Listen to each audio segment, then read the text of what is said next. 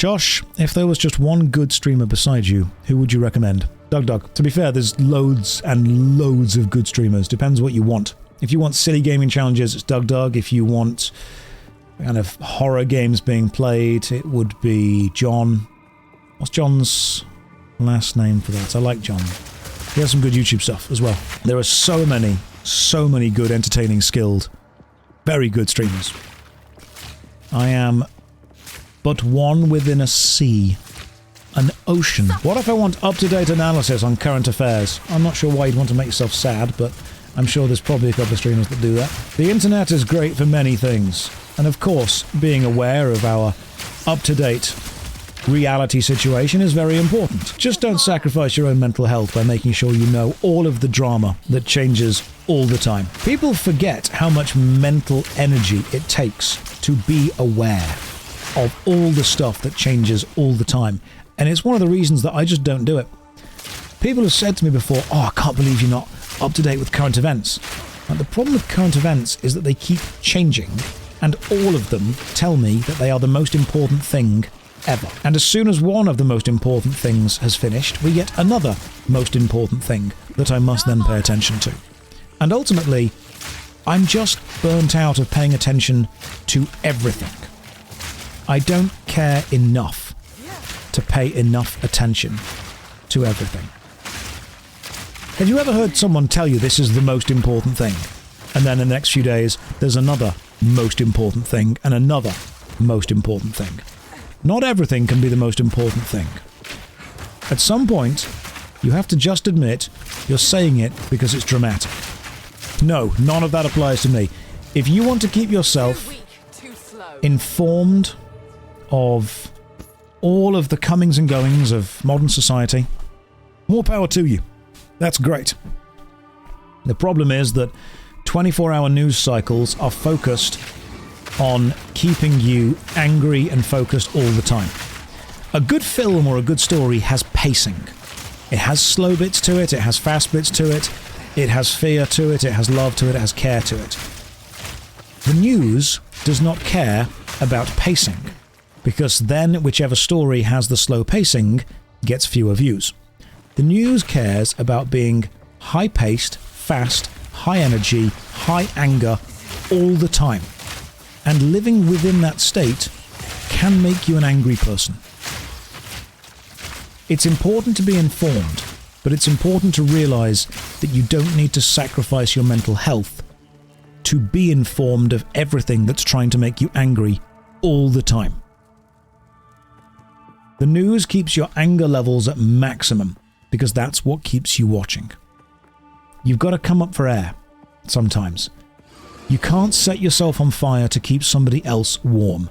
And at some point, you need to say, look, I understand that you care, that it's worth caring about, that it's worth being involved in, but I am burnt out and I need to take a step back from this whole process. Otherwise, I'm not going to be able... I'm sacrificing long-term health. People don't understand that when you sacrifice health in the short term, it incurs one hell of a debt that you have to pay back. And there is mental debt to that as well. The amount of times that someone has told me this is the most important thing that matters right now, and then something else and something else and something else, it's always on, foot on the gas all the time. And it tires me out, man. One thing that's extremely important was many years ago. I was on a hike. I was talking to a couple of guys from the Navy. And one lesson that you learn early is if you get injured, you don't just push through it, because what then happens is the injury exacerbates, it gets worse, and further down the line, someone has to pick up the slack that you will eventually leave, and you will leave that slack for longer because you have taken longer to heal.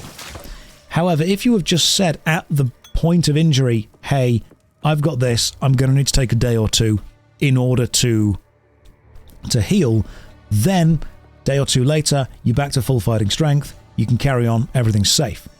You are sacrificing a small amount of short-term productivity for a long amount of long-term productivity. And it's very important to be able to do that because it is beneficial in the long term.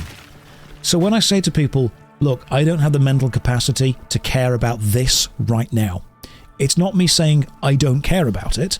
It's me saying, if I take on the mental load of caring about this, I am sacrificing my ability to care about something else later down the line. And I need to take a break from it for a bit.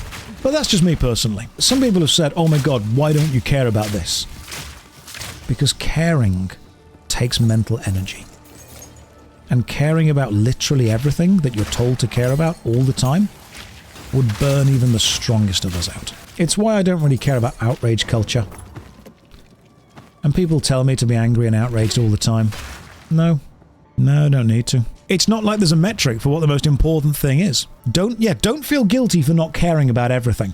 I have got friends that are super passionate about something, and when they talk to me, they get annoyed that I am not super passionate about the same thing.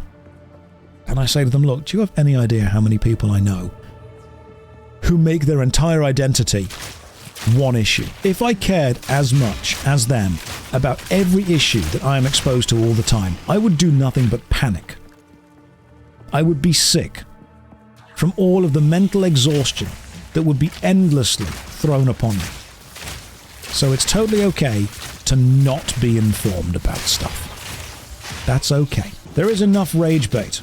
There is a really interesting video on YouTube you should watch called "This Video Will Make You Angry." People share anger more than they share success. If you find a video that makes you angry, it is statistically more likely to be shared.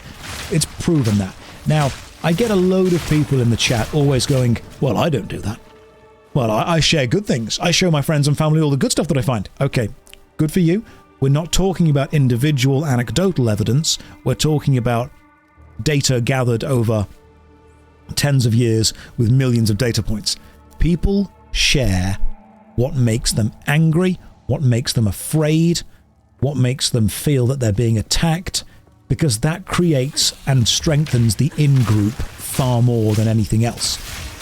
People actually find a sense of camaraderie, a sense of belonging, knowing that they belong to a group that is being attacked. As long as you belong to a group that is being attacked, you have allies in the people also in that group. And by sharing stuff that makes you and your group angry, you strengthen the bond you have with them. Sharing stuff that makes people happy just doesn't work. Just does not work.